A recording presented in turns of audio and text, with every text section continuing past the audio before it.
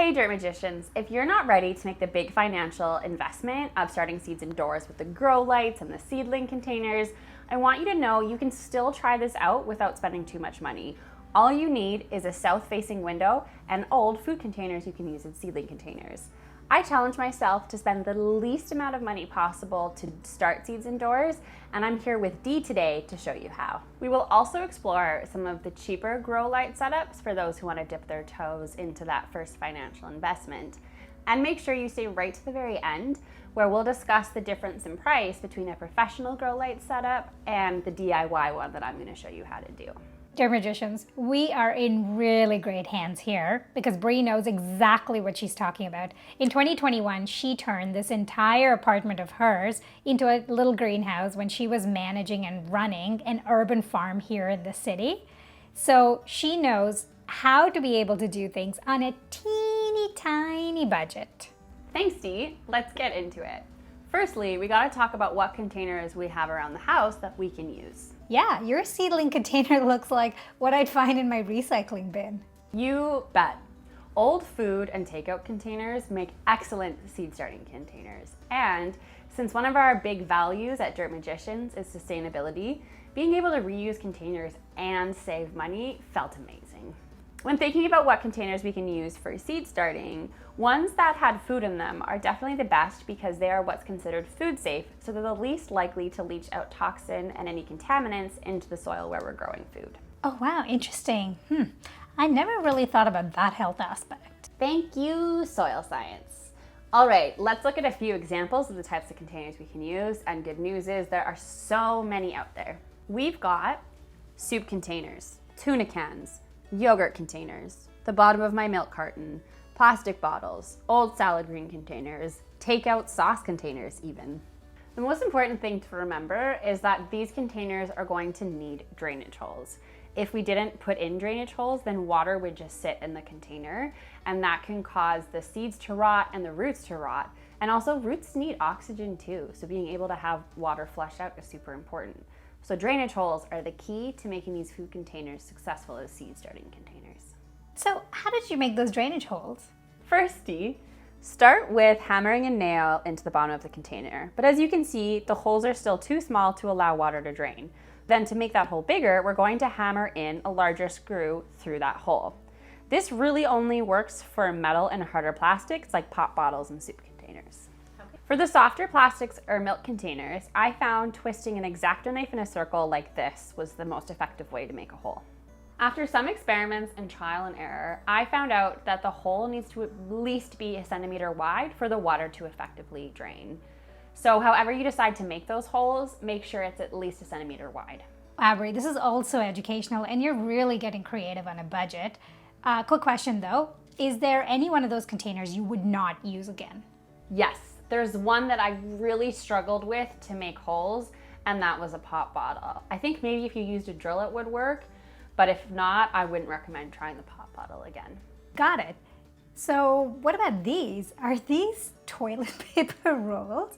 And how come soil's not coming out from the bottom? It's super easy. You just fold it over in 4 sides and then you overlap them like this. Oh yeah, that's super simple. What I love about this folding technique is it allows naturally for a hole to just be in the center, so you got drainage to ching. I also, as you can see, have used cartons, and although some water does come out of the cardboard, I still like to put a hole underneath just to really make sure the water can properly and effectively drain through. And I see that you have trays under all of these containers. Yep, these trays collect all of that water that's draining through so we don't make a mess. And once it's finished draining, it's really important to empty these somewhere, as the sitting water can harbor diseases and fungus gnats. These trays are doubly great, as now that my plants have sprouted, I can actually start watering from the bottom, and that will wet that lower soil and will actually trigger downward root growth.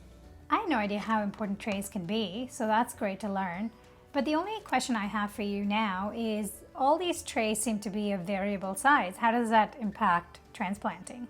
Great question, Dee. So the smaller containers mean the plant can only get so big before it needs to get transplanted outside. So for example, my egg cartons, which are quite small, I chose a small plant like Sweet Alyssum. It's got shallow roots and I'll be able to put it outside in about a month or so. For my salad containers and oat milk containers, I just put multiple plants on either side, so I will get multiple plants out of these.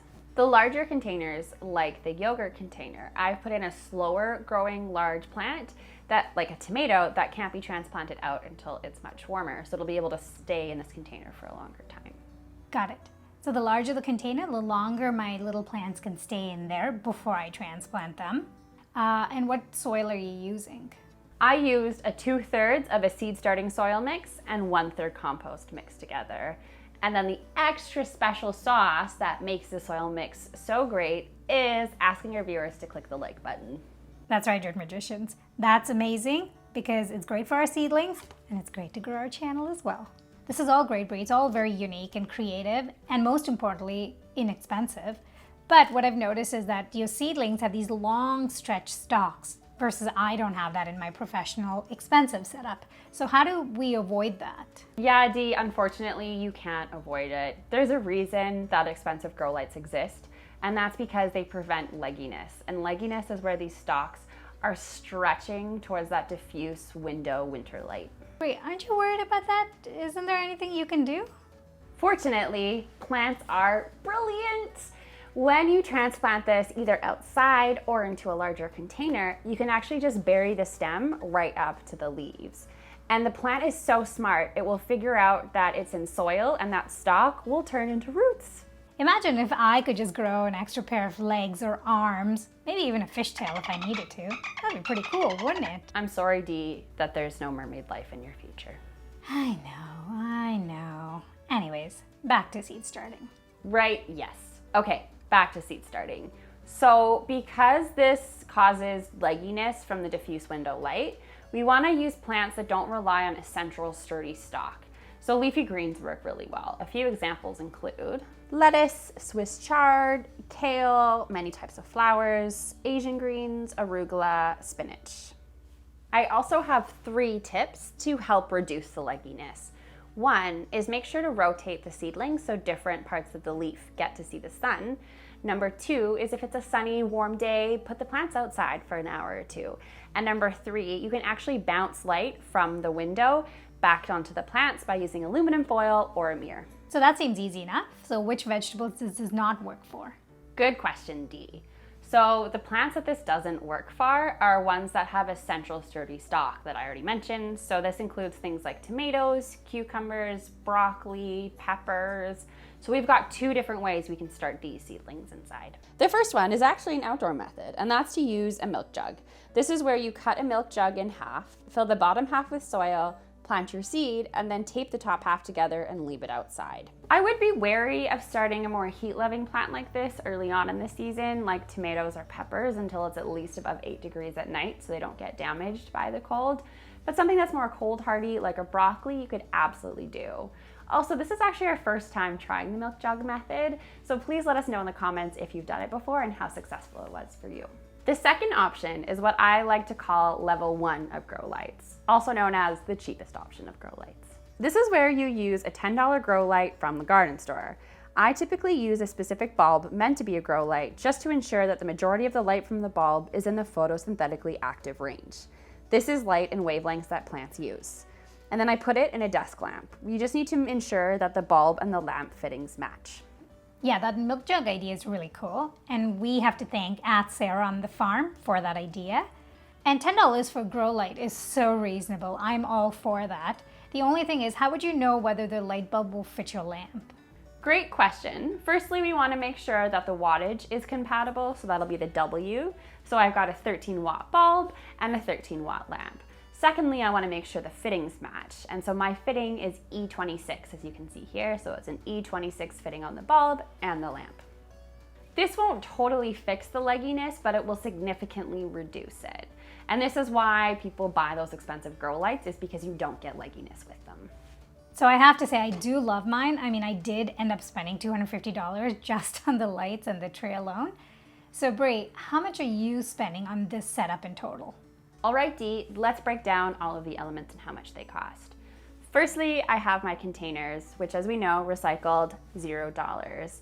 Then I have the soil, which I spent $20 on. The compost, I spent $10 on. The seeds I actually spent $0 on because I went to my local community seed library here in Groville. So that works for the window lights. I spent only $30. And then for my tomatoes and my peppers and my broccoli, where I needed a grow light, the grow light was $10 and the lamp I already had, so $0. So we're looking at a total of $40 for those. Wow, Brie, that is a really inexpensive and accessible process for so many people that just want to start seeds on a budget.